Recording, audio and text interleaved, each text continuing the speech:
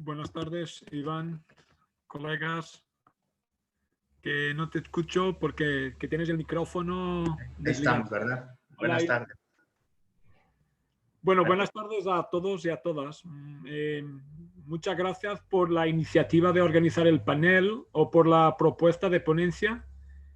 Yo soy el coordinador de la área temática. Bueno, quería felicitaros, desearos el mejor trabajo.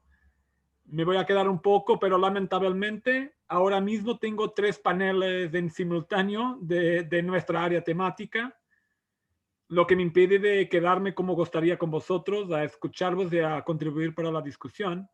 Pero todavía hay sugerido a Iván encontrarme con ella, con los otros colegas en hace una semana para hablarnos un poco y hacernos un balance de esta iniciativa. Perfecto, pues le agradecemos mucho su amable atención, su hospitalidad a toda la gente del CLAD. Por supuesto, en el caso de Portugal han sido muy amables con nosotros y pues si no hay mayor inconveniente, pues daremos inicio entonces a nuestro panel con la importante condición de que pues todo esto está siendo registrado en video y que bueno, pueden ser consultados más adelante para toda la gente que pues todos estamos en distintos en mesas, paneles y tenemos la oportunidad de consultar más adelante, aunque no sea en tiempo real, que es parte de las ventajas de este nuevo mundo tecnologizado del cual muchos de nuestras mesas están hablando. Pues le agradecemos mucho, esperemos que sea de interés a alguna de las cuestiones que logre escuchar y bueno, nos estamos viendo por aquí. Bueno, muchas Buenas gracias. tardes. Seguro que voy a ver el vídeo. Es lo que tengo hecho por las mañanas, es ver el vídeo de las sesiones de que lamentablemente no puedo estar todo el tiempo, pero si tengo que salir, bueno, ya nos quedamos conocidos y seguimos en contacto para lo que sea en el futuro. Muchas gracias más de una vez. Pues muchas gracias. Pues no me queda más que entonces dar inicio. En efecto, estamos en la mesa sobre administración, bueno, sobre el panel Administración Pública y Tecnología en la nueva definición de las tareas gubernamentales. En efecto, pertenece al área temática Gobierno Abierto desde la perspectiva de la transparencia, la tecnología, la participación ciudadana, la colaboración y las redes sociales en la gestión pública. Y en este panel participamos 3 colegas. Voy a presentarles, bueno, primero a la maestra Ledénica Mackenzie Méndez González y al doctor Ernesto Alvarado Rodríguez y su servidor, que es el maestro Iván Lascano Gutiérrez, que haré de coordinador de este panel. Entonces, agradezco a cada uno de ellos que también ya estén presentes y, por supuesto, también agradezco a la gente que ya vemos que está conectada en la sesión, en la sala. Esperamos que las reflexiones que podamos expresar en esta ocasión sean de su interés y al final poder, si es posible, establecer un debate a partir de preguntas o comentarios que ustedes amablemente nos realicen. Entonces, para dar inicio y no retrasarnos más en el programa, voy a dar una presentación, digamos, en términos generales de la primera presentante, que en este caso es la maestra Ledénica Mackenzie Méndez González. Ella, bueno, es académica en la Facultad de Ciencias Políticas y Sociales de la Universidad Nacional Autónoma de México, acá en la Ciudad de México. Ha sido profesora de las asignaturas Política Económica 2, Metodología aplicada para la Administración Pública y Gestión de la Política Social en México. Y tiene entre sus principales líneas de investigación la economía digital, la inclusión financiera, la inclusión digital social y el gobierno abierto. Ella, bueno, estudió su licenciatura en Ciencias Políticas y Administración Pública en la UNAM, en la institución ya referida, y es maestra en Administración Pública por el Instituto Nacional de Administración Pública, acá en México. Ella es especialista en tecnologías, gobierno digital, gobierno abierto, transparencia y rendición de cuentas y gestión de proyectos con perspectiva de géneros multidisciplinarios. Tiene más de 16 años de experiencia profesional en el sector público federal. Entonces, para no tomar más tiempo con las presentaciones, pues le doy directamente el uso de la voz, el micrófono, a la maestra Ledénica Méndez para que pueda presentar su ponencia. Muchas gracias. Buenas tardes a todos los asistentes, buenos días a quienes estamos en México o en América Latina. Gracias al CLAD por esta oportunidad de presentar ideas que estamos trabajando, ¿no?, desde la parte académica y que podemos llevar al servicio público cuando se tiene la oportunidad de hacerlo. Entonces, denme oportunidad de compartir mi pantalla para que podamos platicar sobre unas diapositivas que presenté, que realicé justo para dejar un poco más claro mis ideas que les voy a presentar. Muchas gracias.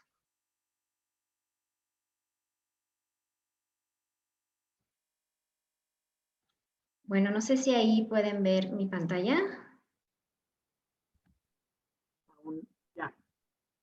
Perfecto.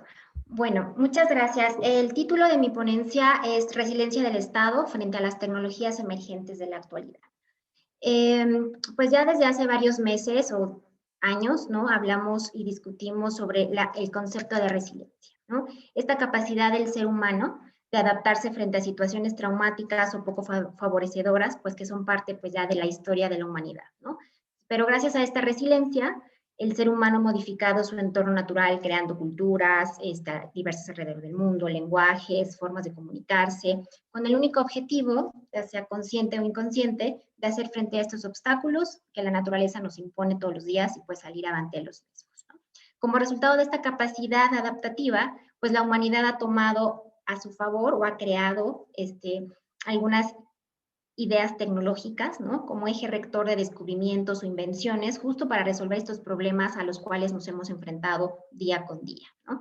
Y en cierta medida, pues, adelantarse a situaciones negativas o desconocidas, pero que también estas ideas tecnológicas o innovadoras, pues también nos han llevado a mejorar nuestros procesos de producción y de consumo, ¿no? Las revoluciones industriales, pues, son una muestra fehaciente de este avance, ¿no?, que hemos tenido como humanidad, basados en la resiliencia, porque pues son procesos que provocan rupturas, ¿no?, en las relaciones económicas y sociales y que permiten pues el advenimiento de un nuevo paradigma con impactos en los modos de producción, como lo mencioné, en la distribución, en la circulación, en los consumos de bienes y servicios. Entonces, en este pequeño diagramita me permito compartir con ustedes estas 4 o 5 conceptos, ¿no?, en donde la resiliencia tiene cabida en nuestra vida diaria, ¿no? Y me gusta mucho esta foto, ¿no?, en donde está ahí la flor en un esquema totalmente adverso, pero sin embargo busca la manera de florecer y de tomar lo mejor de ese ambiente. Y es justo lo que los estados deberíamos de hacer, o las administraciones públicas, ¿no?, para tomar los mejores o como áreas de oportunidad estas adversidades que se nos presentan hoy día, ¿no? Entonces, ¿qué pasa con este nuevo paradigma en donde la tecnología y la innovación pues es lo que hay todos los días, ¿no? Este nuevo paradigma pues ya lo conocemos todos y en este congreso pues se ha discutido por expertos, ¿no? Es la cuarta revolución industrial. Y pues, ¿qué nos dice? Bueno, que finalmente esta cuarta revolución industrial, este paradigma, pues se caracteriza por una serie de nuevas tecnologías que se fusionan tanto en el mundo físico como en el digital y justamente también ahora en el biológico, ¿no? Con temas de la inteligencia artificial, etcétera, ¿no? Entonces, pero es a través de redes de telecomunicaciones y radiodifusión que estamos necesitando un Internet cada día más ubicuo y móvil, ¿no? Y este va a ser el eje rector de esta ponencia, ¿no? Entonces, necesitamos que la innovación tecnológica sea entendida como un disruptor en las sociedades y en las economías y en los gobiernos, ¿de acuerdo? Entonces, por eso, ¿no?, el gran cuadro o el gran marco que hoy día nos debe mover como estados, como gobiernos, como administraciones públicas, es este paradigma de la cuarta revolución industrial, en donde el desarrollo tecnológico de las telecomunicaciones y las tecnologías de la información, pues están transformando las sociedades en todos los ámbitos, ¿no? En la prestación de servicios de educación, salud, la transporte, atención a desastres, la participación ciudadana, el comercio, la economía, entre otros, ¿no? Entonces, por eso debemos pensar, ¿no?, o debemos reflexionar sobre esta pregunta que me permito presentarles. ¿Cuál es el papel del Estado, el gobierno y la administración pública justo en las innovaciones tecnológicas y su impacto en los individuos, en la sociedad y en el propio planeta, ¿no? Entonces, ahí les presento una frase de la Unión Internacional de Telecomunicaciones, en donde nos dice que la infraestructura de la banda ancha, esto es del Internet, es una infraestructura vital, ¿no? Tan esencial como lo fueron en su momento las redes de suministro de agua y de electricidad, ¿no? ¿Y por qué? Pues porque justamente sin esta infraestructura no podemos montarnos los estados y los países en la cuarta revolución industrial, ¿no? Entonces, dado que estamos justo como en el planeta, ¿no? Está pasando, tiene diferentes componentes, ¿no? Donde la realidad, lo único que tenemos cierto es justamente este cambio todos los días, ¿no? Entonces, los estados y los gobiernos debemos preguntarnos dos reflexiones que aquí les pongo en las flechas, ¿no? Y que nos llevan a tratar de entender y de analizar el caos, ¿no? Que tenemos presente todos los días y que las administraciones públicas tenemos que hacer frente para resolver este caos y poner un poco de orden y retomar estas oportunidades para ser más resilientes, ¿no? Entonces, estas dos preguntas que se derivan de la gran reflexión de esta ponencia, en principio, la primera es, ¿los estados son resilientes ante el inminente uso de las tecnologías en la vida pública y social? Esto es, ¿estamos preparados para apropiarlas, para hacerlas parte de nuestra vida cotidiana y mejorar esta vida pública y social, ¿no? Y la siguiente reflexión va a ser, ¿qué han hecho los gobiernos para brindar oportunidades de desarrollo que generan estas nuevas tecnologías, ¿no? Porque no solamente es si estamos adaptándolas o adoptándolas, sino cómo esas adopciones generan impactos positivos en el bienestar de las personas, ¿no? Y justamente aquí, y cómo todo estas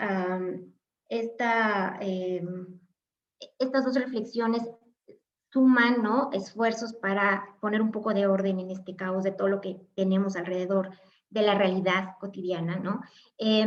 Justamente hay que entender cómo funciona el ecosistema digital, ¿no? El ecosistema digital, pues no lo podemos entender de una manera solamente, digamos, estática o desde la perspectiva de un actor o desde la perspectiva de un agente económico o desde un país, ¿no? Porque ahora en este marco de la cuarta revolución industrial, pues todos estamos interconectados hoy más que siempre, ¿no? O más que nunca. Entonces, aquí es importante destacar que en el ecosistema digital, pues el sector de las telecomunicaciones y la radiodifusión es fundamental, ¿no?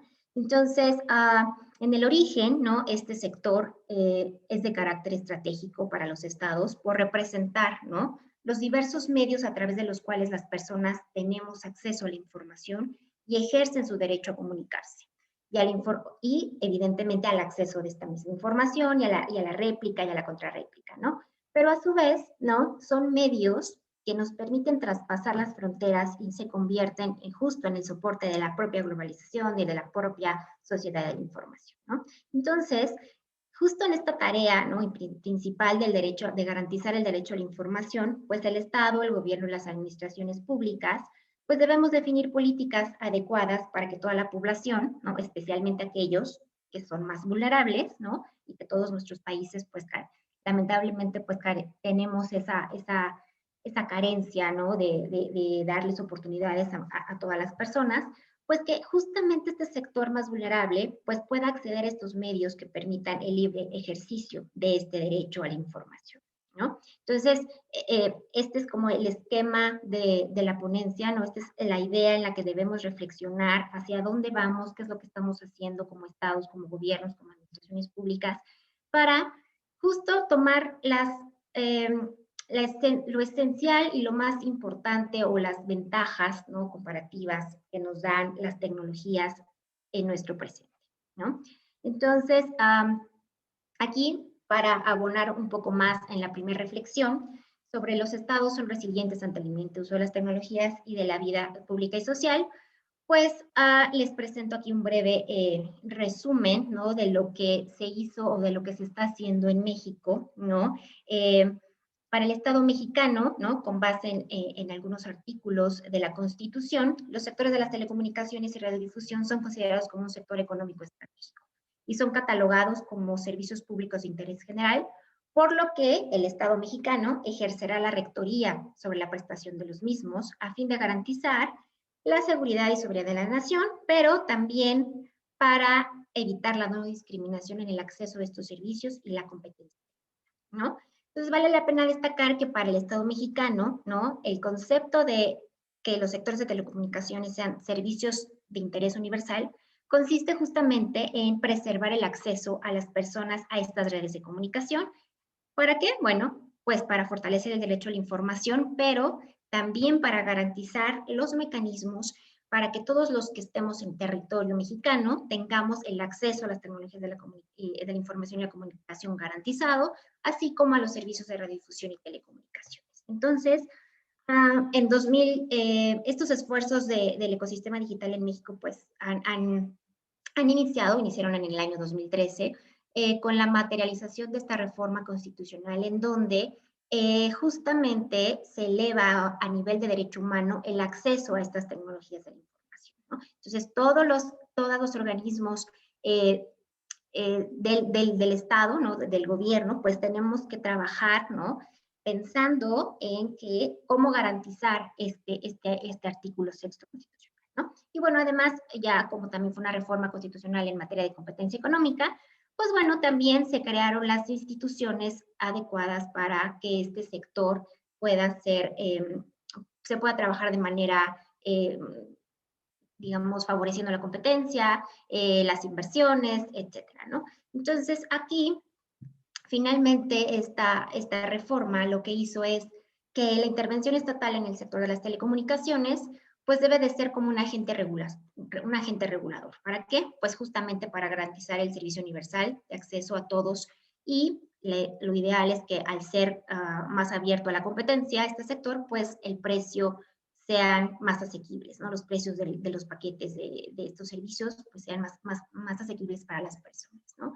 Entonces, finalmente, digamos que en resumen, esta reforma constitucional pues recogió estas directrices de liberalización de los sectores, ¿no? Que se habían sugerido pues ya décadas atrás, pero pues no deja de lado que pues todavía tenemos que trabajar mucho respecto a esta reforma pues para seguir fortaleciendo los alcances y garantizar efectivamente que estos servicios de telecomunicaciones alcancen para todos, ¿no? Que sean accesibles y asequibles para toda la población en el Estado, que esté dentro del Estado mexicano. ¿Okay? Entonces, y bueno, para la siguiente reflexión, ¿no? Aquí puedo abonar que pues, ¿qué hemos hecho los gobiernos para brindar oportunidades de desarrollo que generan estas nuevas tecnologías? Pues hoy día, ¿no? Nos damos cuenta, lamentablemente por un esquema de emergencia sanitaria y del gran confinamiento, pues que estas tecnologías, pues son totalmente esenciales para la vida de las personas, ¿no? Y sin estas tecnologías, pues la verdad es que el confinamiento no se puede lograr, ¿no? Y entonces tenemos que salir a trabajar, tenemos que salir a comprar, tenemos que salir a la escuela, etcétera. Pero pues ahora que todos tenemos que estar en casa, o al menos en lugares de poco contacto humano, pues las tecnologías de la información se han vuelto esenciales para hacer nuestra vida diaria.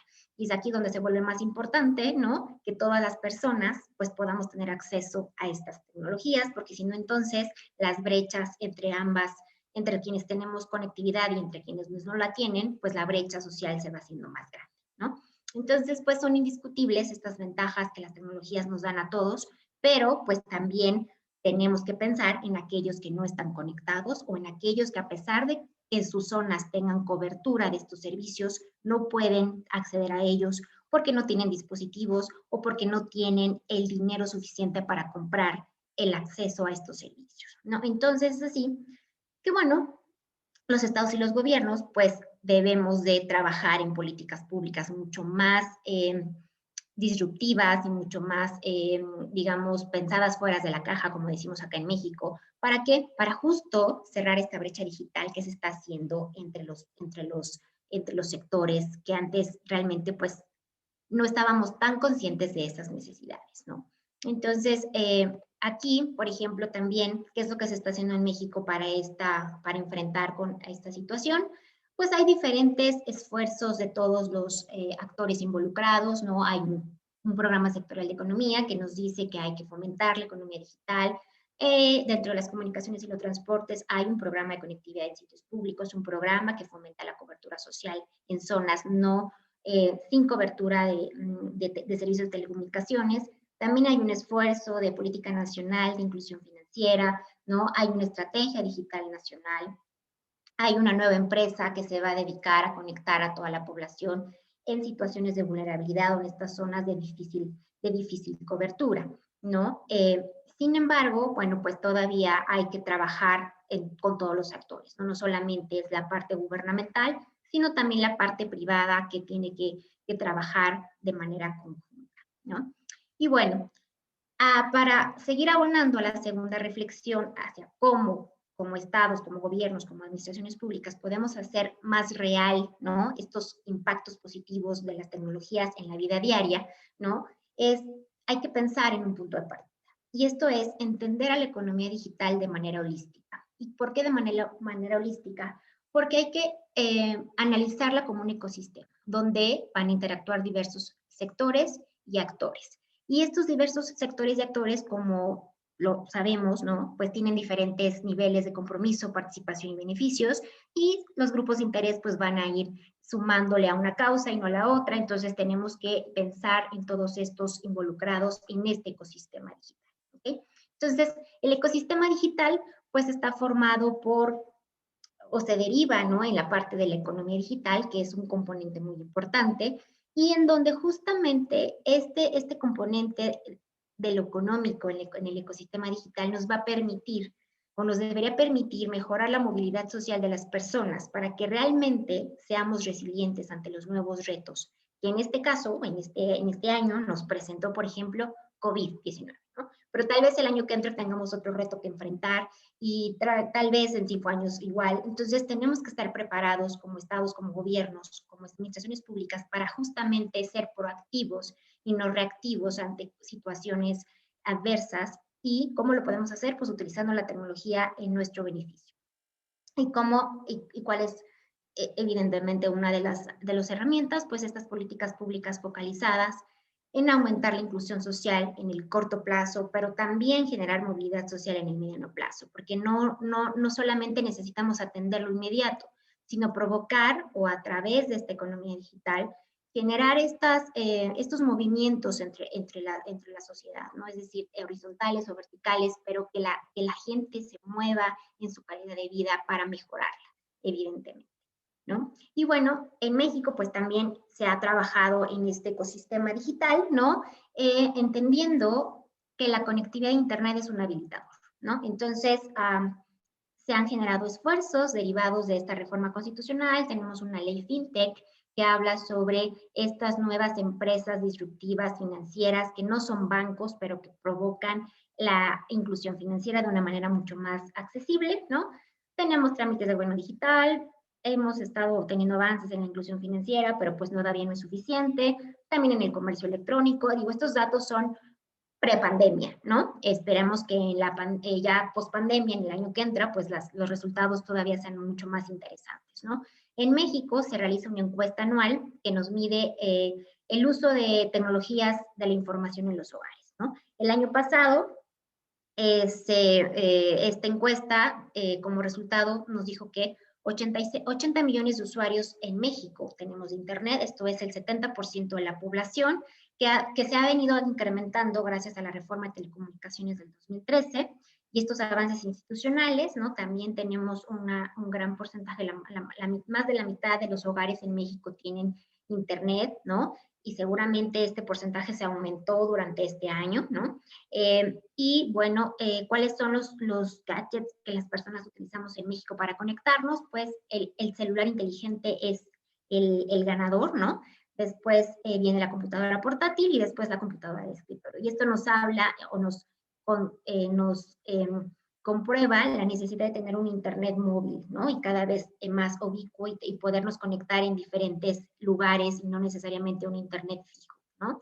Y bueno, también aquí hemos tenido un avance de cómo las ciudades están más conectadas, pero sin embargo también tenemos una gran brecha en las zonas rurales de México, que a pesar de que se ha aumentado la conectividad o el acceso a Internet, pues todavía es insuficiente, ¿no? Entonces la brecha entre los conectados en las ciudades y los conectados en lo rural, pues es básicamente un poco, casi el 30% de diferencia, ¿no? Entonces ahí también tenemos que trabajar como país para focalizarnos en estas zonas en donde no están siendo conectados y que seguramente existe la demanda de querer conectarse, ¿ok? Y pues bueno, para finalizar, ¿no? Ir cerrando esta idea, les quiero aquí comentar que una sugerencia propia es entender esta economía digital como un ecosistema, pero va a estar basado o sostenido por 4 pilares, ¿no? El primero es el acceso a Internet, que como lo vemos, sin el acceso a Internet, pues la verdad es que no hacemos mucho, ¿no? Y no solamente son con las tecnologías que ya conocemos, ¿no? Fibra óptica o satélite, sino a lo mejor ya estudiar nuevas tecnologías disruptivas que están probándose en diferentes partes del mundo y que como estados necesitamos voltear a verlas para poder trabajar en el marco legal, para permitir algunas, no sé, permitir que las concesiones adecuadas para ese uso, etcétera, ¿no? Es un entramado institucional que permita otras nuevas tecnologías.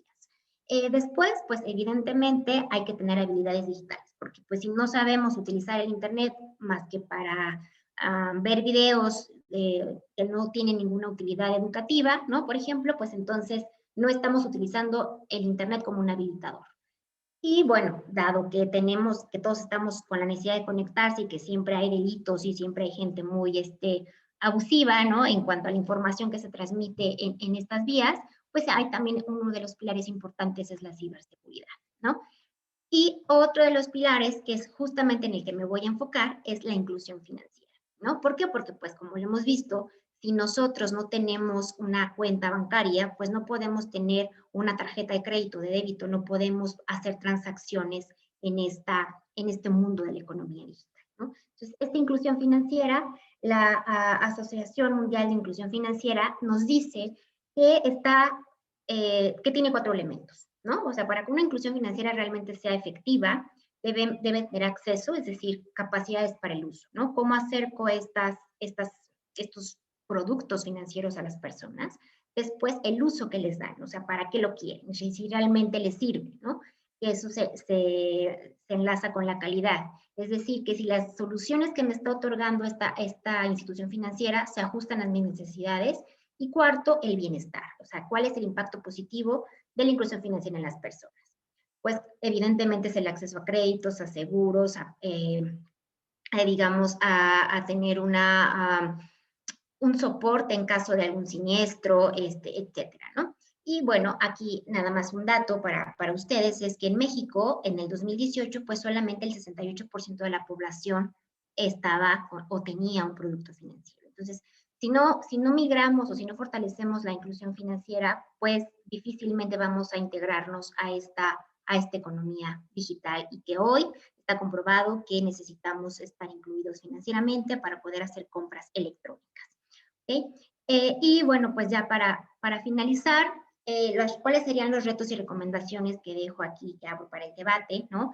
Pues es que cuando entendamos que la economía digital es un ecosistema, debemos fortalecer, obviamente, el acceso a Internet, ¿no? Y el acceso a Internet deviene con una parte de la gestión del espectro radioeléctrico, que no es tema de esta ponencia, pero que realmente es algo muy complejo y que los estados deben de pensar cómo gestionar este espectro radioeléctrico, que es un bien que son bienes de los estados, y cómo lo pueden gestionar para provocar este acceso a Internet y lo que les mencionaba, estas tecnologías disruptivas, cómo podemos utilizarlas. Y bueno, aquí viene pues la tecnología 5G, que hay unos países que están a favor, otros que están en contra, pero que es necesaria para hacer mucho más, llegar a esta parte del Internet de las cosas, ¿no? También hacer una inclusión financiera real, esto es decir, acceso y uso a los servicios financieros, o sea, los 4 componentes que les mencionaba en la lámina anterior. Trabajar en la ciberseguridad, porque la confianza de los usuarios es muy importante para poderlo sumar a este ecosistema. Tener certeza jurídica para todos los agentes que están involucrados en este ecosistema. Trabajar en impuestos a plataformas digitales no son malos, pero sí hay que dirigirlos hacia una cobertura universal, ¿no? Y las nuevas tecnologías, pues hay que desarrollar nuevas capacidades y habilidades para todas las personas. Y esto nos va a llevar a un fomento del emprendimiento tecnológico para cerrar el ciclo virtuoso del ecosistema digital, ¿no? Y pues eso sería como mis recomendaciones y evidentemente son retos que todos los estados se van a enfrentar para poder hacer uso de las tecnologías de manera adecuada y pues generar la movilidad social que queremos para nuestras poblaciones. Eso sería todo de mi parte. Muchísimas gracias.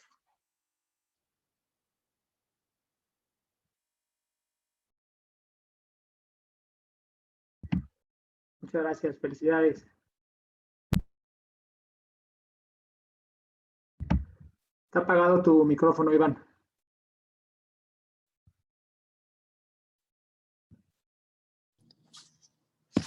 Muchas gracias por la presentación, mi estimada Ledenica.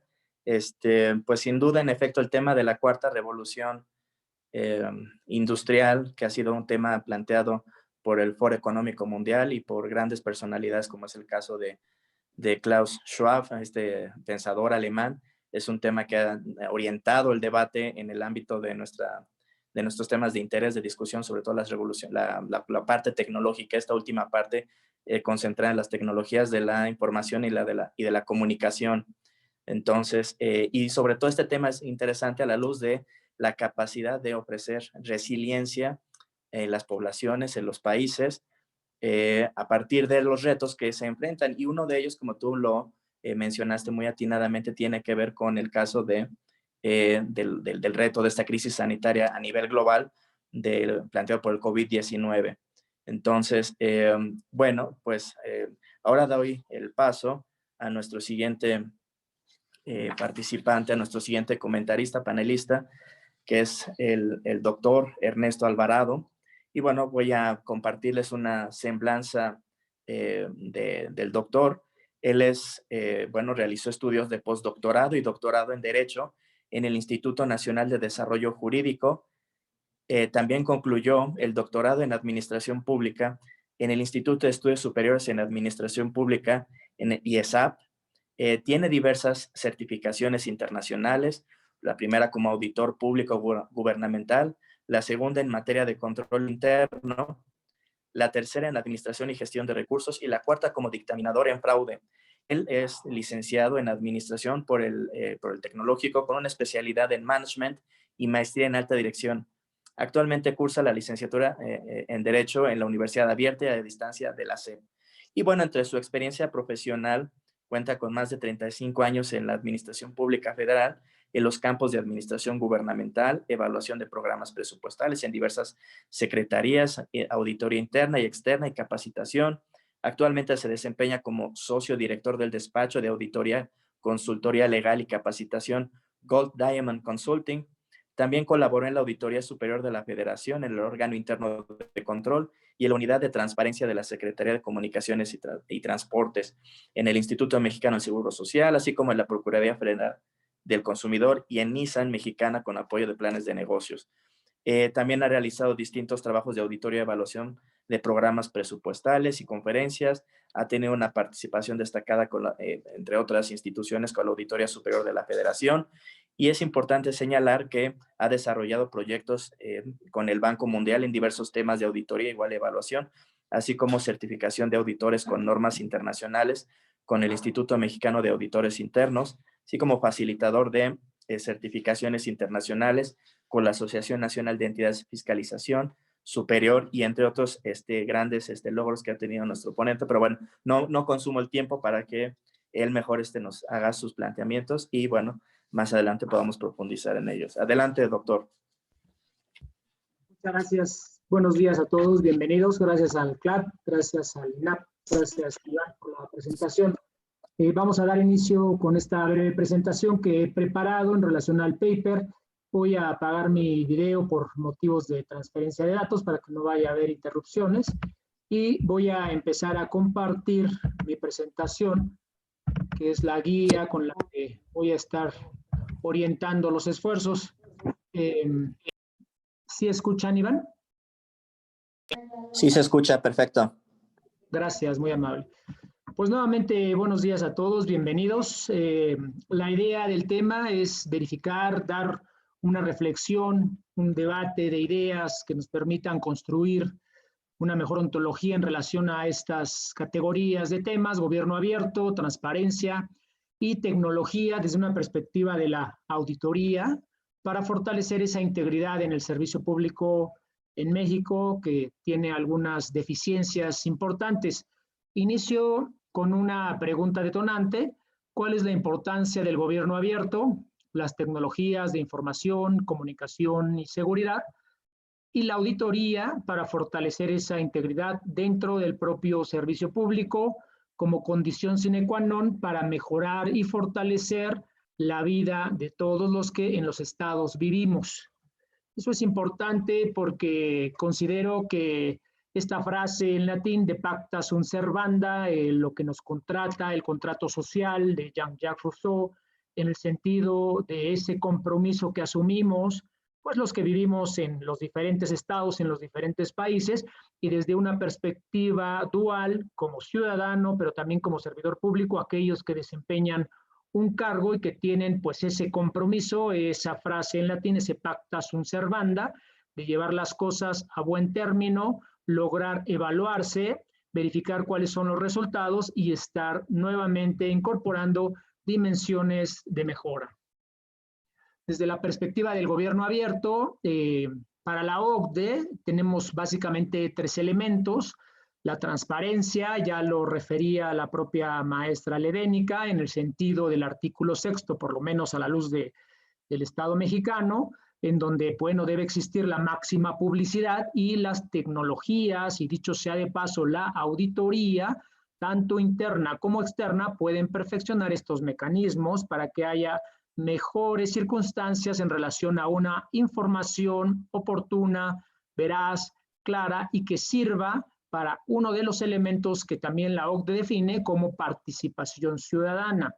Entendida esta como la colaboración, la corresponsabilidad, en donde la sociedad civil, la ciudadanía, el pueblo, en estas dimensiones semióticas y semánticas, refieren que debe de haber un mejor entendimiento para que el Estado se perfeccione a sí mismo y se logren mejores resultados a través del tercer componente, que es la colaboración. Esa colaboración en donde para Fernando Savater pues hay que realizar esta colaboración desde una perspectiva en donde la ética es un factor importante y por eso también el tema de la integridad, esa integridad que va a dar certeza a la colaboración, a veces con ciertas intenciones, a veces desinteresada, pero finalmente en donde pueda haber estos elementos que den cohesión a este modelo, en donde vemos ahora pues este nuevo sistema, nuevo ecosistema de gobierno abierto.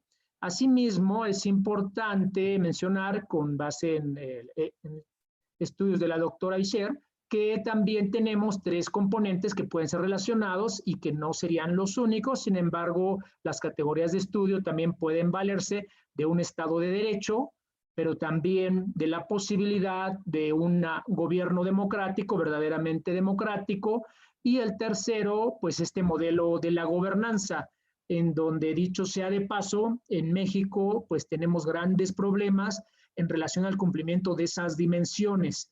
Una, nuevamente, vuelve a ser la transparencia, como ya decíamos, poner la información en la vitrina pública, pero que tenga una utilidad, que maximice los beneficios que busca la sociedad y que dé certeza a esos derechos humanos y a esas garantías individuales que tenemos todos los ciudadanos por el hecho de ser ciudadanos, por el hecho de ser residentes en un país y tener estas características como condición sine qua non, pero también la participación y el escrutinio público. Entonces vemos ahí dimensiones que se conjugan, estas categorías que pueden ser entrelazadas para obtener un mejor entendimiento.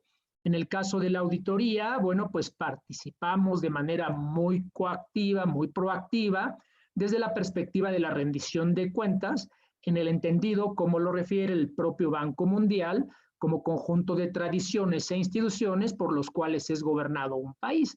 Y pondré un ejemplo, esas tradiciones pueden ser buenas, pueden fortalecer la cultura, pero hay unas que no necesariamente son tan buenas.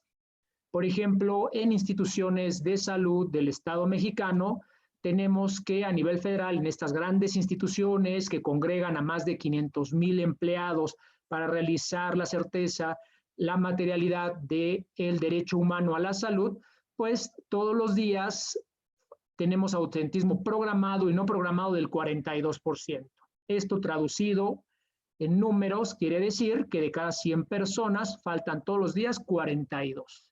Y si tenemos problemas en la infraestructura, pues más problemas tendremos con esta característica, esa tradición de faltar por diversas circunstancias, puedan estar debidamente justificadas o no, pero sí participa de manera muy importante este nuevo componente que se le ha estado dando auge a través de la propia integridad. Y en ese mismo sentido, pues les presento estos resultados de manera breve, en donde el Banco Mundial, a través de la metodología de Kaufman, Cray y Matruzzi, hacen esta evaluación de estos 6 elementos, en donde podemos observar que del año 2000 al 2015, pues México se encuentra reprobado, donde 0 es la escala menor y 100 es la escala mejor. México se encuentra reprobado en todos, en voz y rendición de cuentas, en la responsabilidad de cumplir mis obligaciones por las cuales estoy mandatado, tenemos 5 puntos o 50 puntos de 0 a 100. En el caso de la estabilidad política y ausencia de violencia, pues también tenemos calificación reprobatoria, tenemos un país, un estado con mucha violencia, en donde precisamente los auditores, a través de las revisiones a programas, a presupuestos, al componente de compliance o cumplimiento, tenemos que verificar que las circunstancias se den en relación al beneficio del propio Estado y los elementos que involucran ese Estado. Vemos también que dentro del propio indicador, los indicadores que nos ofrece el Banco Mundial, tenemos la efectividad del gobierno, en donde también estamos con calificaciones muy bajas. Nuestra calidad de las normas, tenemos muchas normas, pero como diría Ikram Antaki o Polibio de Arcadia, la ley en México es que no hay ley. Y vemos el quinto componente relacionado con Estado de Derecho. Nosotros como auditores nos damos cuenta de la falta del cumplimiento de esas leyes y como diría Luis Rodolfo Vigo, los mínimos es el cumplimiento de la ley, el máximo el cumplimiento de la ley y el cumplimiento ético en relación a esta evaluación, que tenemos pues no un Estado de Derecho, sino pareciera más bien un Estado de desecho, en donde tenemos graves problemas para ese cumplimiento de las normas, de las leyes, y que por supuesto desperfeccionan el Estado y tenemos graves circunstancias. Y el último componente, el control de la corrupción, que también salimos con una evaluación bastante baja, afortunadamente o desafortunadamente hay que ver cuáles son los resultados en relación al famoso Sistema Nacional Anticorrupción, que se ha creado precisamente para batir este y los demás elementos. Dicho sea de paso, también The World Justice Project evalúa el Estado de Derecho en una escala de 0 como muy malo, 1 como muy bueno, a México con punto 45. Digamos, el Banco Mundial nos da una calificación de 30 de 0 a 100 y The World Justice Project, punto 45, también para ese Estado de Derecho, que vemos ahí pues una carencia muy importante relacionada con la integridad, relacionada con el ejercicio de la auditoría interna y externa, y por supuesto con la adopción de mejores prácticas desde la perspectiva de la administración pública, que puede contenerse a través del check and balances o el famoso pesos y contrapesos, que podría dar cierta certeza a que tengamos mejores resultados en estas diversas categorías. Así también, ya desde la perspectiva de la auditoría, digamos, entendida esta conforme a las definiciones internacionales que otorga la INTOSAI, la Organización Internacional de Entidades de Fiscalización Superior, digamos, como órgano representativo de la Organización de las Naciones Unidas y que congrega más de 193 países miembros. México participa activamente en este organismo internacional, pues vemos que la auditoría es un examen, una evaluación independiente, profesional, objetiva, técnica, con la finalidad precisamente de realizar un examen a las cuentas, a los estados financieros, a las leyes, al cumplimiento, a los programas, para perfeccionar con las observaciones y recomendaciones la característica y los fines que tiene la organización, el ente público al cual se esté auditando. Y tenemos entonces también importantes elementos desde la perspectiva de la rendición de cuentas, porque obligamos a los entes a que nos rindan cuentas, a que nos entreguen documentación, a verificar carreteras, a verificar escuelas, a verificar servicios, a verificar que se cumpla con las leyes, y entonces también vamos mejorando las operaciones, o por lo menos eso es lo que se pretende desde la perspectiva de la propia auditoría, y que entonces puede dar certeza de manera coyuntural, de manera sistémica, a que exista un mejor gobierno abierto, a que tengamos un paralelo de una gobernanza con más fuerza, que es una de los componentes que establece la propia INTOSAI, la fortaleza dentro de la gobernanza, ejecutando las auditorías en estos sistemas, tanto de auditorías internas como de auditorías externas, en donde se comparte información, objetivos e incluso normas y metodologías para realizar esta auditoría. Así pues, las directrices para la buena gobernanza, desde la perspectiva de la INTOSAI, se tienen que aplicar por lo menos 2 estándares que refiere la norma de la 9100 a la 9199 vinculadas al control interno, y las segundas sobre contabilidad gubernamental. Dicho sea de paso, en México, a partir de diciembre del 2008 y como inicio de la Ley General de Contabilidad Gubernamental, el 1 de enero de 2009, pues estamos haciendo esfuerzos importantes por tener una cuenta pública, que a veces yo le llamo el cuento público, por las circunstancias que vemos en relación a los resultados. Pero se están haciendo esfuerzos para armonizar la cuenta pública, los estados financieros, los estados presupuestales, los estados programáticos y los estados complementarios. Así pues, vinculada a esta, en el año 2016, con esfuerzos previos que ya habíamos hecho desde el año 2006 en relación al fortalecimiento del control interno, como parte inherente al proceso administrativo y hoy con una metodología clara, pues bueno, ya ha quedado mandatado y vinculado a la Constitución y a la Ley General de Responsabilidades Administrativas y a la Ley General del Sistema Nacional Anticorrupción, que se tiene que llevar por parte de los entes públicos, de los organismos públicos centralizados o descentralizados, una norma de control interno. Y entonces fortalecemos estas 2 perspectivas que ya han sido estudiadas y evaluadas desde una perspectiva internacional con base en las mejores prácticas también de carácter global.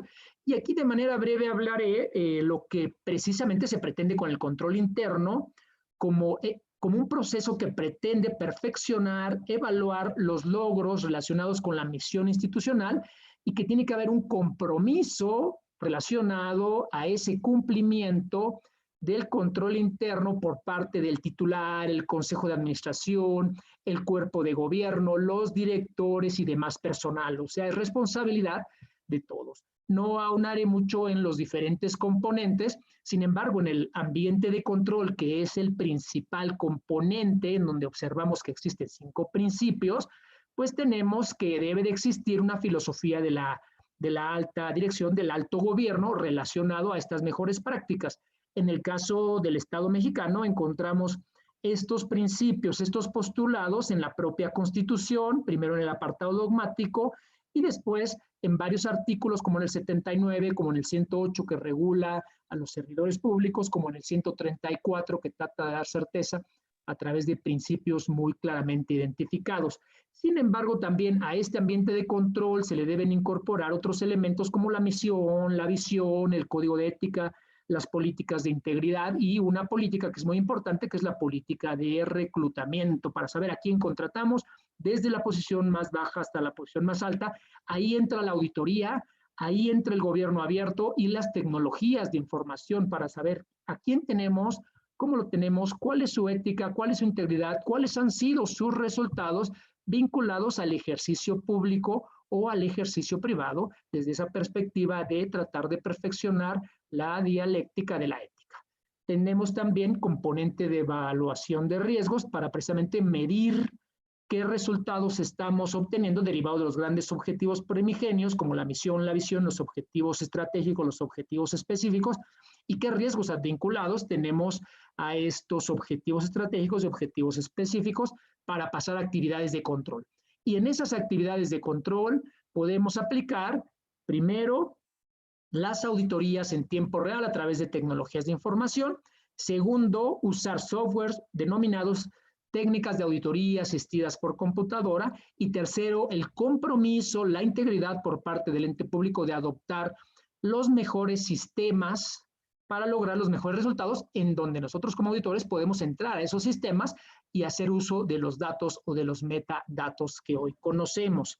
Ahí ya comentaba la maestra Lerénica en relación a esta característica de adoptar esas mejores tecnologías Y dicho sea de paso, pues como país tendríamos que desarrollar las propias, tener transferencia de tecnología, no solamente adquirirlas, emularlas, sino desarrollarlas a través de las características propias del Estado mexicano. En el sentido también de un modelo de control, precisamente para las tecnologías de información, vemos el modelo COVID 5.0, que pretende dar certeza a través de diferentes elementos y componentes para ver verdaderamente qué tipo de sistema, qué tipo de hardware, qué tipo de software requiere el ente público para poder dirigir, evaluar y monitorear su misión, su visión, sus objetivos estratégicos y sus objetivos específicos.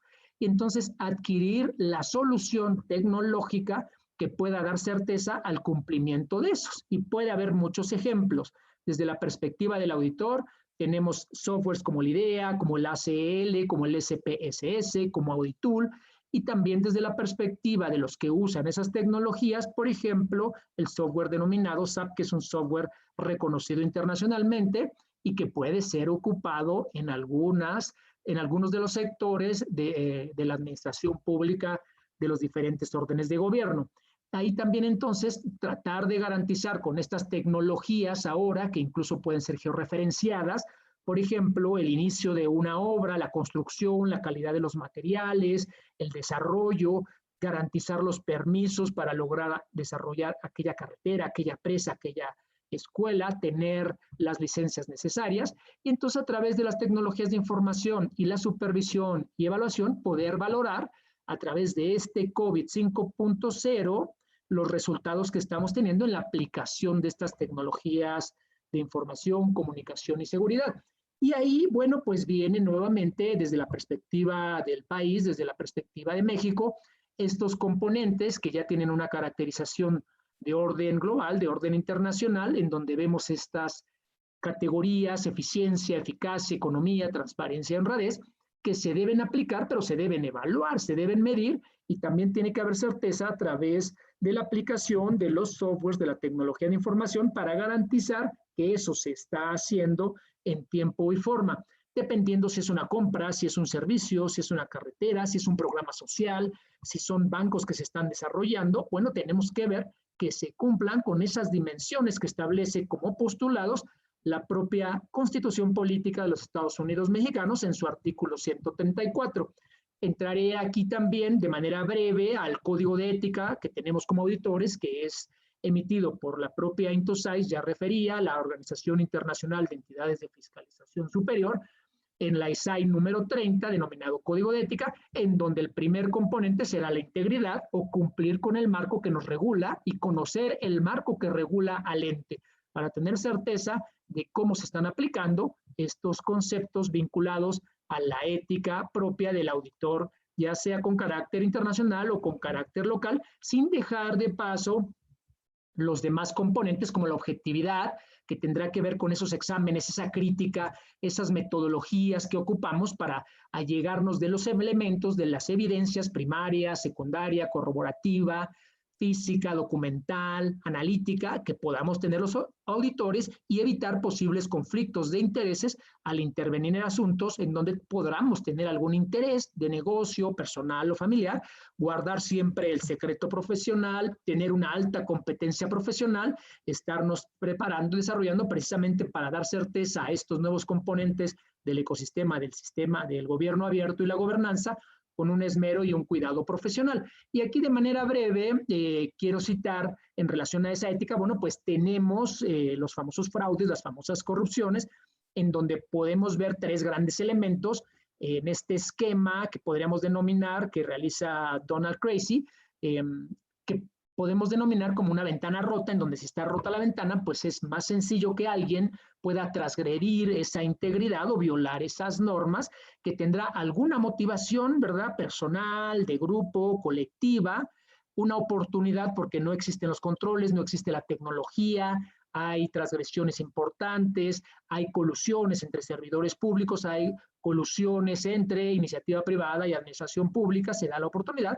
y se racionaliza que podremos tener intereses, que podemos ganar algún tipo de beneficios personales, familiares, de negocios, y entonces continuamos con la transgresión de ese tipo de integridades y desvirtuamos el Estado de Derecho visto desde esa perspectiva vinculada a la integridad.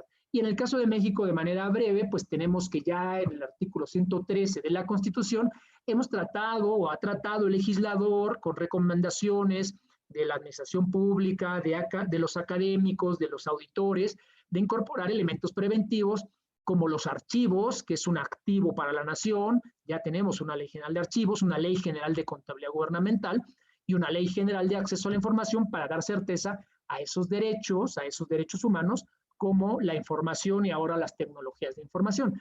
Pero también tenemos un elemento importante para disuadir, que será la parte de la fiscalización, y tenemos que hacer énfasis y promover de manera efectiva y evaluar el control interno, también realizar una promoción y control de la integridad a través de las políticas, a través de establecer controles blandos y controles duros, y tener una auditoría gubernamental interna y externa de manera fuerte vinculada, como lo refiere la Declaración de Lima, para tener mejores resultados desde la perspectiva de la gobernanza, pasando por las sanciones, que por ahí les doy algún dato. En el caso de México, en la extinta Procuraduría General de la República, pues de cada 100 asuntos que tenía para pasar al Poder Judicial, solamente pasaba 10. Esa es una auditoría de desempeño que se realiza, y entonces tenemos que el desempeño de aquella Procuraduría extinta el día de hoy Fiscalía General de la República, pues tenía esos resultados. Y entonces vemos que hay un Estado de Derecho, una falta de integridad, las tecnologías de información no están dando certeza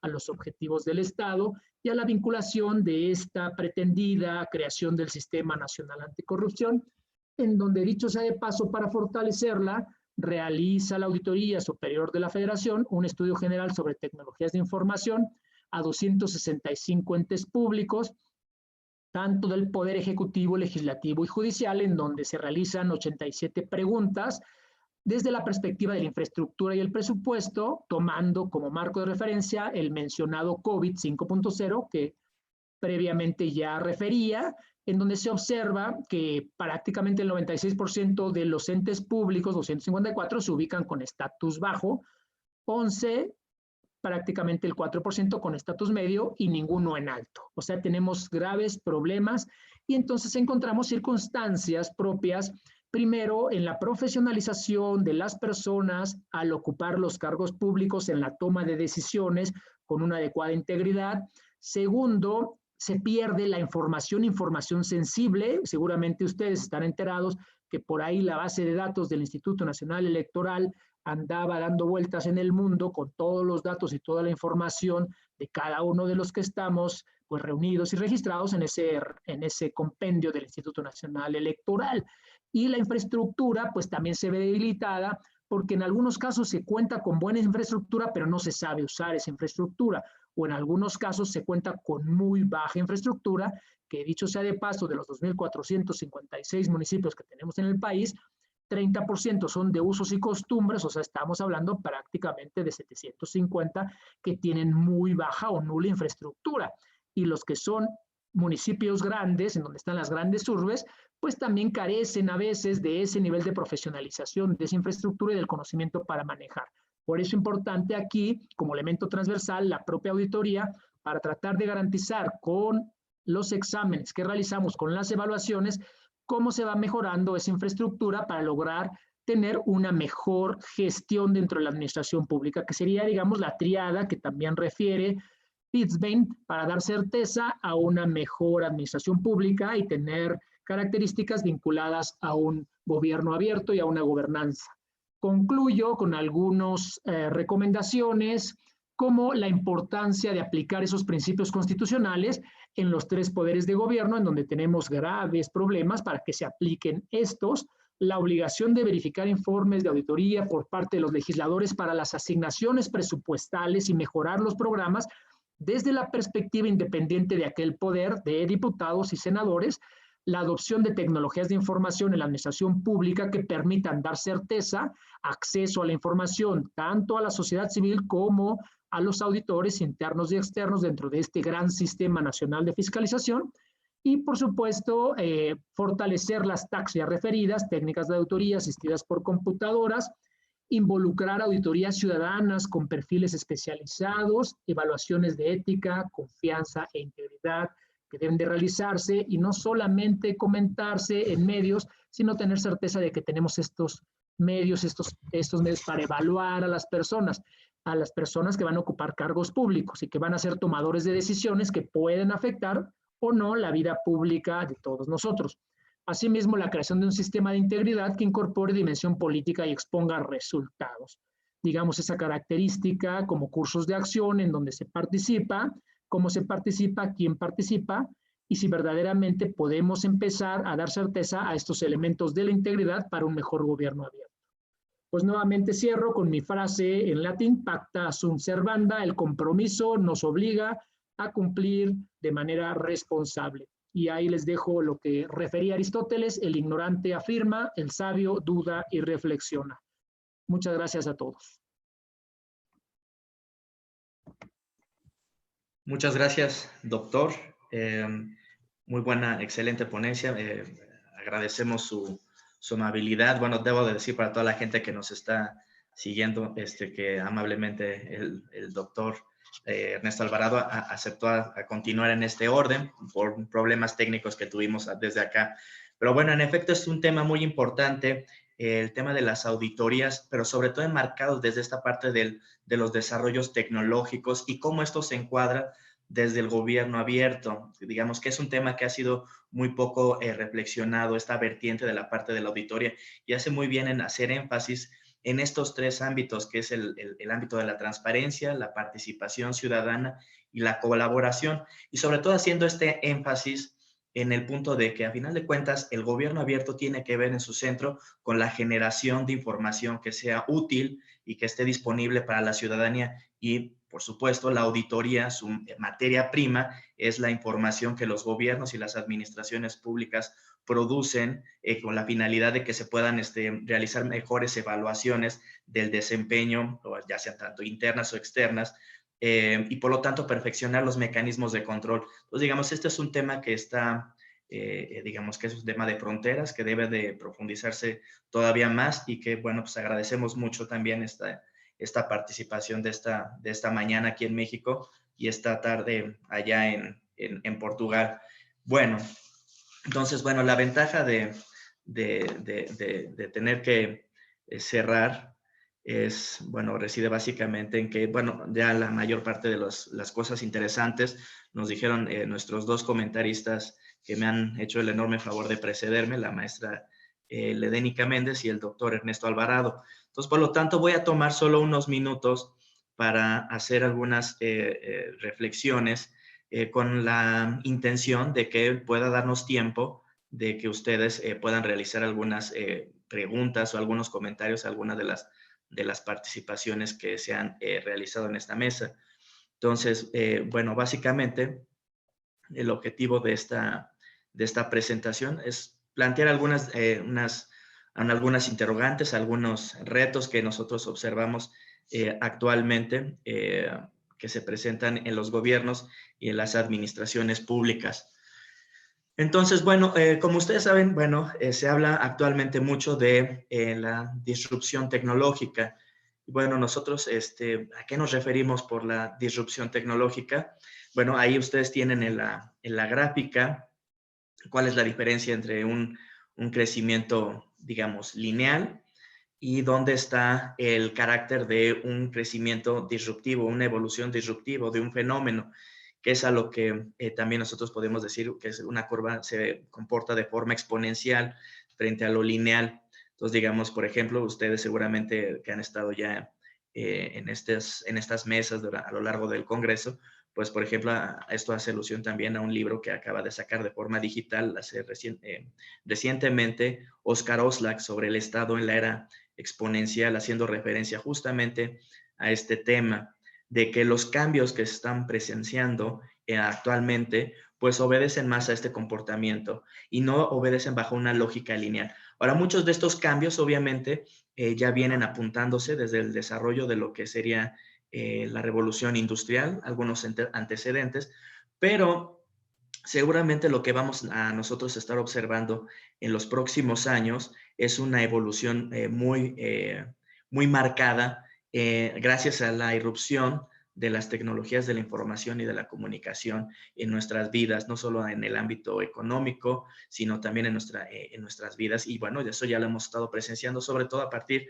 de los retos que supuso el surgimiento de la pandemia por el COVID-19, en la cual muchas de las tendencias que ya se avisaban, que ya estaban presentes, pues se vieron reforzadas y por lo tanto la mayor parte de la gente tuvo que migrar hacia una vida mucho más tecnológica con el uso de las tecnologías. Entonces, bueno, básicamente yo quiero hacer alusión a lo que en términos generales yo identifico como unos retos internos y algunos retos externos. ¿A qué me refiero con esto interno y externo? Bueno, básicamente por lo interno me refiero al ámbito propio de las organizaciones administrativas, específicamente de las burocracias. Y en cuanto a los retos externos, me refiero obviamente ya fuera de la administración pública, fuera de estas organizaciones y sobre todo al ámbito de la sociedad, al ámbito del gobierno y de la relación entre el gobierno y las administraciones públicas con la sociedad.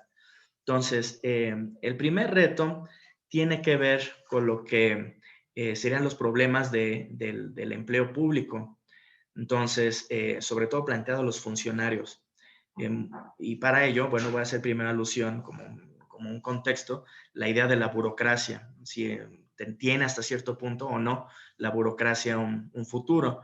Bueno, ustedes saben que Max Weber es el autor al cual se le asocia con la idea de la burocracia, y bueno, aquí tenemos una cita en la cual Weber señala que la precisión, la rapidez, la univocidad, la oficialidad, la continuidad, la discreción, la uniformidad, la rigurosa subordinación, el ahorro de fricciones y de costos objetivas y personales son infinitamente mayores en una administración severamente burocrática. Entonces, digamos eso como una muestra de a qué nos referimos cuando hablamos de la administración burocrática en términos weberianos, como la forma de organización racional más que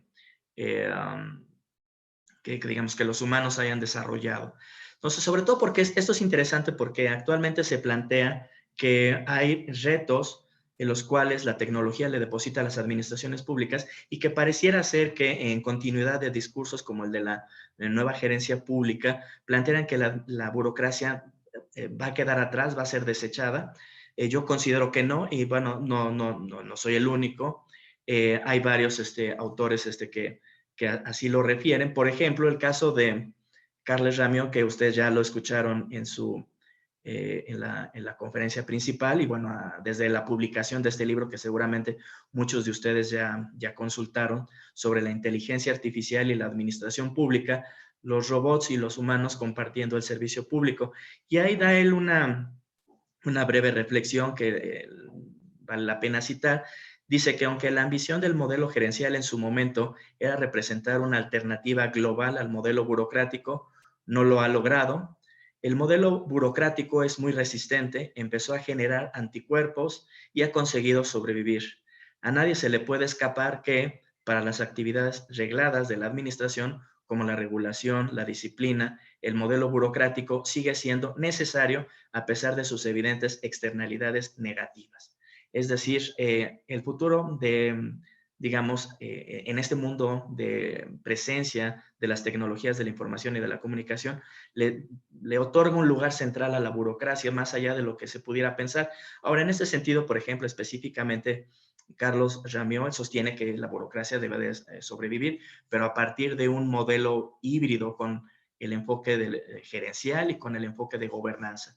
Entonces, ¿por qué hablamos de que la burocracia pueda sobrevivir? Pues porque, como sabemos, muchos de los avances que presenta la tecnología, sobre todo en la parte de la robótica, y cuando hablamos, aquí es importante señalar, cuando hablamos de robótica en este contexto, no estamos pensando, aun cuando lo que vemos ahí en la portada del libro, en robots físicos, sino que estamos hablando de software, de programación.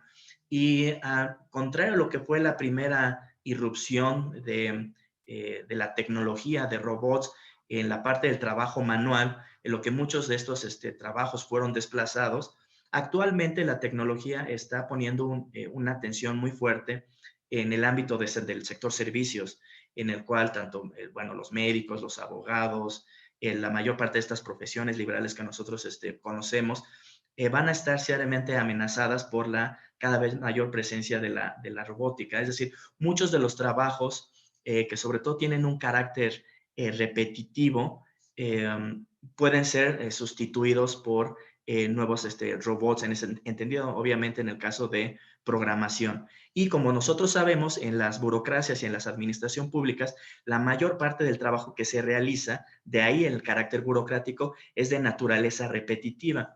Entonces, uno de los primeros retos a los cuales yo quería hacer alusión es saber cómo las administraciones públicas van a poder absorber este creciente innovación tecnológica, pero cuál va a ser el lugar que se le va a otorgar a los funcionarios públicos y sobre todo, tomando en cuenta este desplazamiento, pero sobre todo cuál es la preparación, la formación que vamos a tener de nuestros funcionarios. Ya no puede seguir siendo necesariamente la capacitación o la formación tradicional a la cual nuestras escuelas de administración pública están acostumbrados, sino que como varios autores también lo han planteado, hago alusión a uno que es Carl Benedict Frey, que ha publicado el libro recientemente de la trampa tecnológica. Él hace una distinción, por supuesto que los desarrollos tecnológicos ponen o desechan grandes cantidades de fuentes de trabajo, pero también crean nuevas fuentes de trabajo. Entonces, en ese sentido, es importante señalar que aunque señalan nuevas fuentes de trabajo, abren nuevas fuentes de trabajo, estas tienen un claro carácter tecnológico. Entonces, tenemos que capacitar a nuestra gente en términos de inteligencia artificial, en términos de Big Data y en otro tipo de disciplinas. Bueno, no voy a profundizar para no extenderme. En cuanto a los retos de carácter externo, bueno, obviamente todo esto se enmarca dentro de la tradición, de la tradición dentro del contexto de la globalización, y ahí tenemos el caso de un economista muy importante, Danny Roderick, en el cual ha hecho énfasis en la paradoja de la globalización, en las tensiones que han puesto el desarrollo de las tecnologías que permiten una mayor integración a lo largo de las naciones, facilitando el comercio internacional, y que por lo tanto eso ha puesto, digamos, en entredicho hasta cierto punto la soberanía nacional de los estados. Entonces, él habla de una paradoja e incluso de un trilema de la globalización, en la cual pareciera que tenemos que elegir entre alguno de estos ámbitos. O queremos estados-naciones fuertes, o queremos integración económica, o queremos mayor democratización del Estado, pero no podemos tener otra. No podemos tener todo. Y bueno, ya para ir cerrando igual, para darle paso a nuestra sesión de preguntas y respuestas, aquí le hago referencia a Richard Baldwin, que es autor de otro libro muy interesante que yo les sugiero que ustedes consulten, que es La Gran Convergencia. Afortunadamente este texto también se encuentra traducido. Y él habla de que la revolución de las tecnologías de la información y comunicación, al reducir los impedimentos que habían permitido mantener los enormes desequilibrios de la distribución mundial del conocimiento, se desencadenó una transformación histórica que se podía denominar justamente eso como la Gran Convergencia. Y bueno, básicamente aquí el punto está, como él lo ilustra, en que bajo el modelo tradicional en el cual se acumuló la riqueza en la mayor parte de los países, tanto la producción como el consumo permanecían altamente localizados. Entonces, por lo tanto, esto no daba oportunidades a los demás países en desarrollo de tener acceso a los desarrollos tecnológicos y, por lo tanto, al crecimiento económico. Y bueno, esto está ejemplificado en esta gráfica que ustedes observan, que la línea azul habla de esta separación entre los países del G7, y que a partir de la década de 1990 nosotros empezamos a observar justamente esta gran convergencia en la cual la participación en el Producto Interno Bruto de los grandes países del G7 con los países emergentes y los países en desarrollo, obviamente los cuales tienen un papel fundamental o preponderante, tanto China y la India, han hecho que se cierre esta brecha, que es lo que le dan justificación a esta idea de que hay una gran convergencia. Y toda esta convergencia es producto del desarrollo tecnológico, de la presencia, de la disposición de estas tecnologías de la información y de la comunicación. ¿Por qué es así?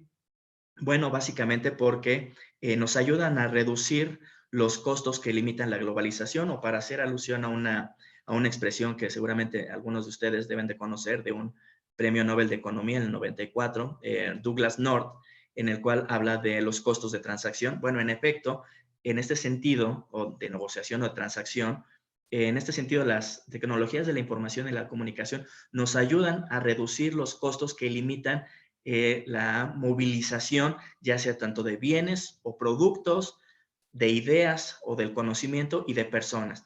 Esto es, estamos en un entorno en el cual ya no solo se han reducido el costo de embarcar o enviar por avión nuestros bienes y productos, que es lo que nosotros ubicamos específicamente como el ámbito de la globalización, sino que también, y esto ya había estado presente con la parte de la revolución de las tecnologías de la comunicación, las ideas y el conocimiento fluyen cada vez más fácilmente. Esto es lo que ha posibilitado el crecimiento económico de los países en desarrollo.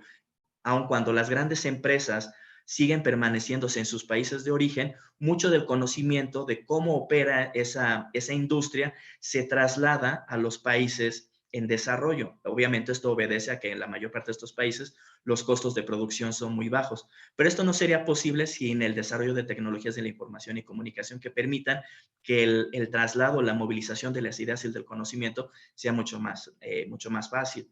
Y por no hablar que es la última etapa, bueno, no la última, pero la etapa en la cual nos estamos nosotros actualmente encontramos, que es en la cual hay una mayor movilidad incluso de las personas, pero no necesariamente a partir de lo que nosotros pudiéramos pensar en términos de la transportación por avión o por otro medio, sino a partir de lo que es la telepresencia de las personas, es decir, que cada vez los individuos podemos estar, como nuestra sesión de hoy atestigua, es un ejemplo, podemos estar presentes en otros países.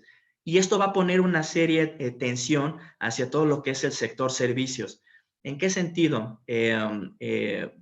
Bueno, por ejemplo, hasta antes, pues nosotros no tenemos, digamos, si alguien era un médico, alguien era un abogado o un diseñador en su país, bueno, contaba con una gran competencia en términos técnicos de todos los abogados, médicos o diseñadores dentro de su país. Pero el desarrollo de estas nuevas tecnologías y sobre todo de tecnologías como por ejemplo la inteligencia artificial, que si se plasman en el ámbito, por ejemplo, de los nuevos traductores, como es el caso de Google o de traductores en tiempo real, van a hacer que si yo necesito un diseñador o un abogado, un médico, pues no importa que necesariamente sea de mi país, sino que puede ser de otro país, incluso aun cuando no hable el idioma que yo hablo de forma materna. Esto se va a ver facilitado a su vez, obviamente, por esas tecnologías que van a permitir una presencia en tiempo real cada vez lo más cómoda en distintos lugares del mundo. Y por lo tanto, eso va a abrir una atención fuerte para este otro sector, la clase media, que, digamos, hasta ahora no había sido afectado de una forma tan fuerte por esta globalización, como fue el caso de la clase trabajadora, que ya sentía la presión, digamos, por la sustitución de los robots en las plantas digamos, de armado de automóviles o de televisores o de cualquier otro producto. Ahora actualmente esta clase media que está abocado al sector servicios, pues va a tener esta presión de una competencia internacional. Entonces, todo esto, digamos, igual no profundizo para no tomarles mucho el tiempo, va a generar una presión muy importante en términos de lo que los gobiernos deben de estar preparando, de cómo van a ajustar sus administraciones públicas a nivel interno y cómo van a ajustar, digamos, en general al país a estas nuevas presiones de una nueva o mayor integración global y los retos que esto plantea para una gobernabilidad democrática lo más sana, equitativa posible. Entonces, pues, si no tienen inconveniente, bueno, con esto yo cierro mi participación y me gustaría dar ahora paso a algunas preguntas de parte de la gente para alguno de nuestros ponentes de este panel con el que abrimos en la mañana.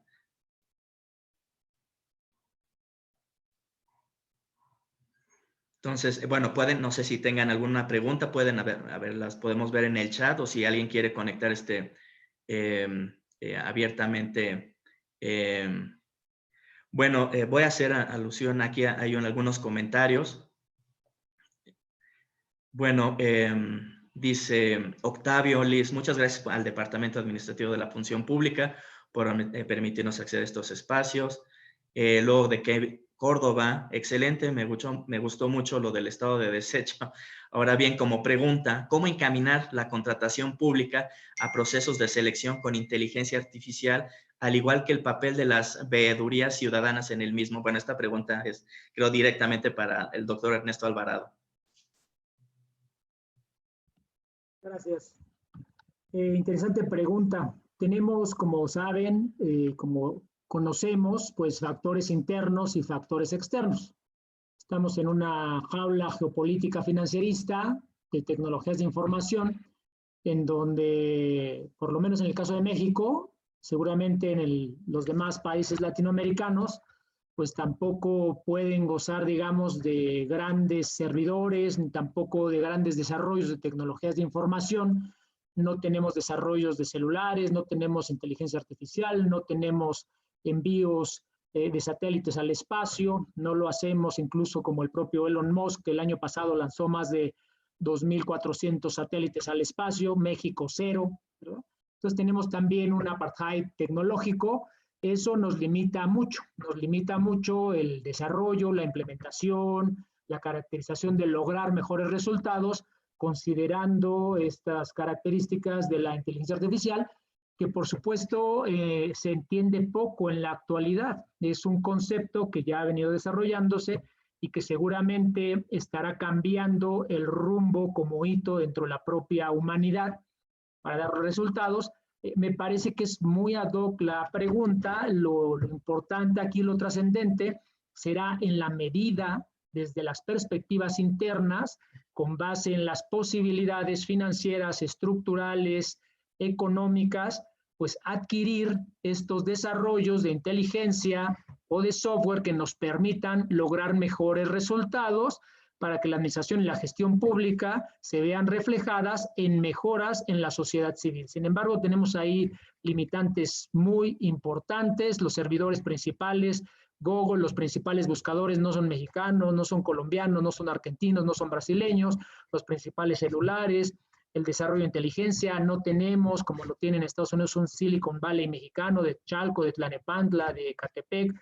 No sé si en el caso de Colombia, en el caso de Argentina, de Brasil, sí tengan desarrollos tan importantes que ahora sabemos que pues Microsoft vale más que una economía nacional, ¿verdad? Lo que produce Microsoft vale más que el país de México.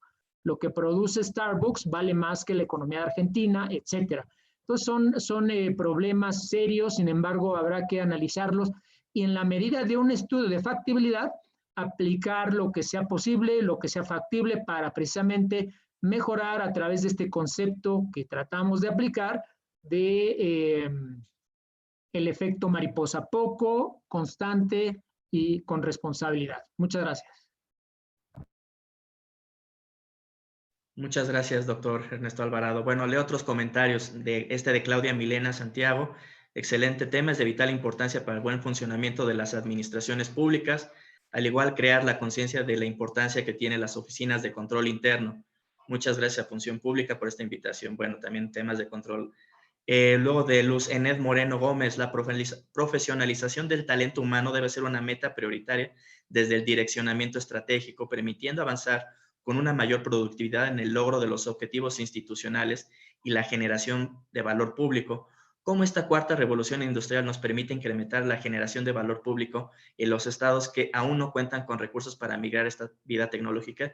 Bueno, esta creo que es una pregunta que podría ayudarnos la maestra Ledénica Méndez a hablarnos de esta parte de la cuarta revolución industrial y cómo podemos generar valor público. Gracias. Pues finalmente nosotros como administradores públicos pues siempre debemos procurar generar valor público, ¿no? Al final no es algo que debemos de tener siempre presente en la elaboración de todo nuestro trabajo y específicamente si lo hacemos a través de políticas públicas. Evidentemente no hay recursos que alcancen, ¿no? Para que podamos desarrollar, implementar, ¿no? Tecnologías en todos los ámbitos, ¿no? O sea, en todo el territorio. Pero sí creo que una de las maneras en cómo podemos coadyuvar o colaborar para que este emprendimiento tecnológico, ¿no? O estas nuevas tecnologías disruptivas que se estén generando en instituciones tecnológicas, en la academia, ¿no? Con los investigadores, ¿no? Pues puedan ser visibles, ¿no? Para todas las personas y tomar esos avances tecnológicos de nivel local, ¿no? Y esas propias comunidades puedan digamos, desarrollarlas e implementarlas, ¿no? En México y en algunos otros países de América Latina hay una nueva tendencia que se llama redes comunitarias.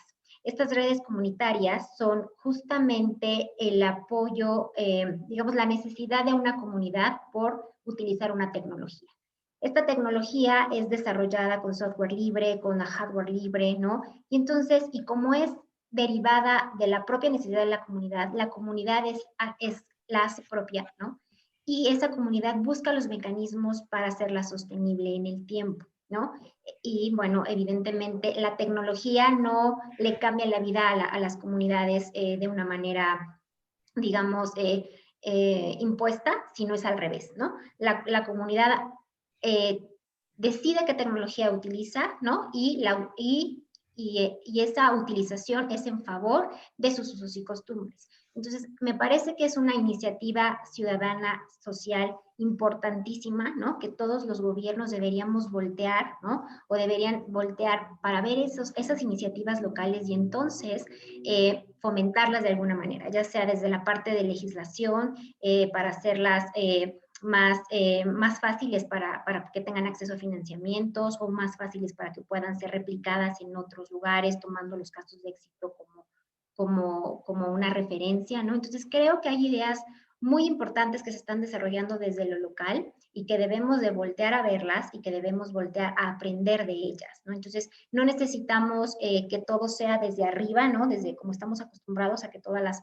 ayudas o los programas o las ideas vengan desde el nivel federal o desde el nivel más macro, sino podemos empezar a desarrollar estas comunidades, ¿no?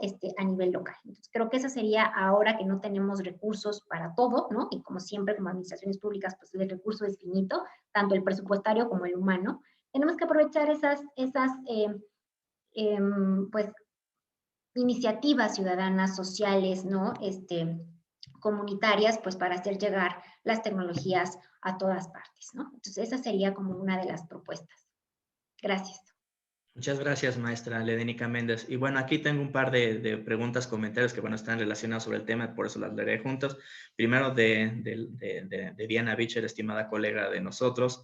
Dice, sin duda la formación de los servidores públicos se debe matizar con aprendizaje que les permita utilizar y potenciar el uso de las TIC.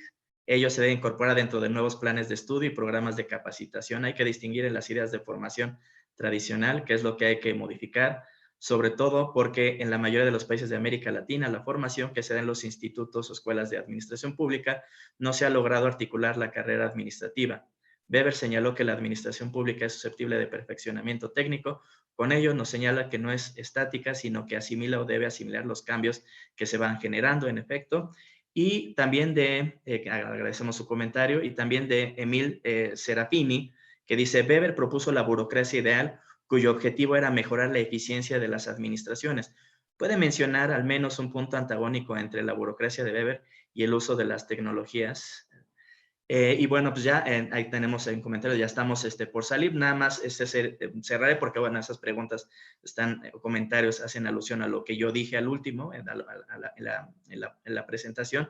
Bueno, básicamente, en efecto, un poco lo que dice Emile Serafini, eso es un poco el punto que yo traté de hacer énfasis, que haciendo eco también de lo que ha mencionado Carles Ramió, yo creo que el desarrollo de las tecnologías de la información y de la comunicación potencian el trabajo de la administración pública burocrática, entendida en el sentido weberiano, específicamente a partir de un potenciamiento de sus actividades técnicas, debido a que las organizaciones burocráticas desarrollan trabajo que es repetitivo, reiterativo, y que por lo tanto permite adaptar perfectamente esas tecnologías. En ese sentido, la burocracia, más que desaparecer, se potencia aún más, para hacer alusión a una expresión que un publiadministrativista mexicano, David Arellano, habló de la ultraburocracia. Entonces, más bien, el reto está no en que la burocracia vaya a desaparecer, sino en que para que la burocracia se potencialice, necesitamos nuevas formas de capacitar a nuestros funcionarios que hagan hincapié en que sean formados en la utilización de estas nuevas tecnologías, que sean capaces de generar información y analizar información, lo que es el Big Data, que puedan adaptarse al desarrollo de nuevas tecnologías como la inteligencia artificial. Porque si no, si nosotros, nuestros funcionarios, no los vamos capacitando cada vez más con estas nuevas herramientas o técnicas, pues no vamos a poder estar en la capacidad de montarnos en esta gran transición. Y pues les agradecemos a toda la gente que estuvo atenta a lo largo de este panel. Agradezco también, por supuesto, la presencia y la ponencia del doctor Ernesto Alvarado y de la maestra Ledénica Méndez. Fueron muy amables y, por supuesto, agradecemos a los organizadores del Congreso, al CLAD y a las autoridades de Portugal por su amable trato y, digamos, por proporcionar los medios para esta realización de este evento. No sé si quieran decir algún comentario a mis demás participantes. Adelante, maestra. Pues yo solamente quiero agradecer a la invitación del CLAD, del INAP, de su participación de todos ustedes, el interés, y pues es un gusto compartir estas ideas. Gracias. Gracias. Pues buenas tardes a todos, buenos días, depende de donde se encuentren. Muy agradecido con el CLAD, con el Instituto Nacional de Administración Pública, con el maestro Iván, con la maestra Ledénica también. Logramos compartir estos temas en donde me parece que sumamos esfuerzos, sumamos experiencias a través de diferentes perspectivas, no las únicas, sin embargo, permiten generar una buena reflexión de conocimiento, ver hacia dónde podemos realizar algunos esfuerzos para lograr mejoras efectivas, sustantivas en la gestión pública, en la administración pública, dar certeza a este gobierno abierto, a este nuevo modelo de la gobernanza, en donde, bueno, todos lo que esperamos es que las cosas mejoren y perfeccionen con nuestro esfuerzo dedicado, logrando este famoso efecto mariposa. Muchísimas gracias a todos, que tengan una excelente tarde. Muchas gracias.